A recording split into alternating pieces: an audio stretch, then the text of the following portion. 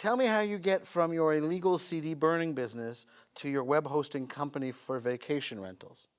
Yeah, so those are actually two separate businesses. Yeah, So I did the CD burning application, and then I learned the internet. So I actually started off on desktop computers, and then I kind of thought about this thing called the internet.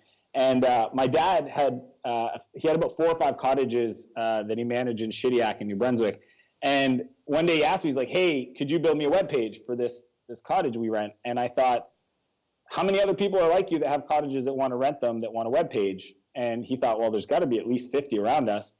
And so I built this maritimevacation.com that was essentially the first, cottage rental site. And anybody that builds a website quickly starts doing other people's websites, realize that they could make money on hosting. So that's how it transitioned from the maritimevacation.com to the hosting company. But the interesting part with the Maritime Vacation was I didn't know how to get customers, and other than my dad, and he wasn't going to pay me to build it. So what I did is I got pretty clever, and I realized there's this magazine that the government puts out called Canada. It's like a tourism guide, and in the guide they had every listing in New Brunswick of cottage and bed and breakfast. So I built this mass mail merge system that automatically sent direct messages or form letters out to all these bed and breakfasts and said, if you want a website for your location, send me $30 and 3 pictures and add extra $5 if you want your pictures back.